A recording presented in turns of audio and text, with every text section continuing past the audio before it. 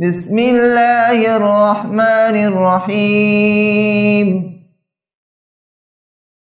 ألف لام ميم. ذلك الكتاب لا ريب فيه هدى للمتقين